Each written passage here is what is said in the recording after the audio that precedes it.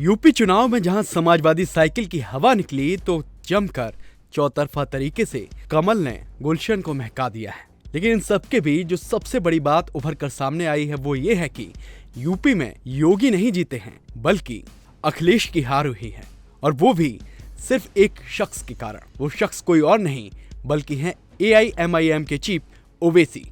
अब आप पूछेंगे आखिर कैसे, तो चलिए आपको इत्मीनान से समझाते हैं। दरअसल बीजेपी की बी टीम कहे जाने वाली पार्टी AIMIM ने उत्तर प्रदेश विधानसभा चुनाव में भले ही बिहार जैसा सियासी करिश्मा ना किया हो, लेकिन आधा दर्जन से ज्यादा सीटों पर सपा गठबंधन की जीत के फॉर्मूले को फेल कर दिया।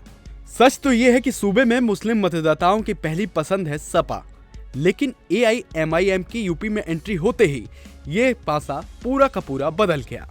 ऐसे में AIMIM ने इतने वोट जरूर हासिल किए कि जिससे कई सीटों पर बीजेपी की जीत की राह आसान हो गई, और बीजेपी के विरोधी जो मुस्लिम वोटर्स के भरोसे चुनावी मैदान में उतरे थे उनकी सियासी नैया डूब गई, जो बताता है कि यूपी में AIMIM वोट कटवा पार्टी बनकर उभरी है, जिसका सीधा सीधा फायदा बीजेपी को हुआ है और नुकसान बीजेपी के मुख्य विरोधी यानी अखिलेश यादव को हुआ है। अब जरा आंकड़ों से समझिए। यूपी की कुल 403 विधानसभा सीटों में ओवैसी ने 100 से ज्यादा प्रत्याशी उतारे थे।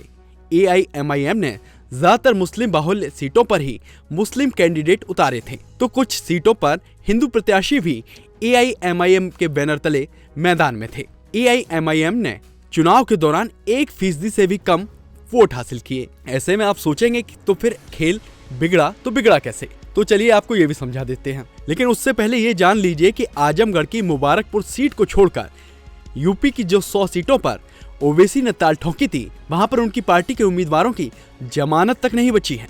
तो चलिए अब पूरा सियासी गढ़ समझाते हैं। दरअसल हुआ ये कि ओवैसी ने उन्हीं सीटों पर अपने उम्मीदवारों को मैदान में उतरा जहां पर मुस्लिम आबादी ज्यादा थी और बहुसंख्यक की भूमिका में थी। ऐसे में जिस मुस्लिम वोटर्स के बंटने के सवाल खड़े हो रहे थे वो चुनाव के दौरान बिल्कुल हकीकत साबित हुआ।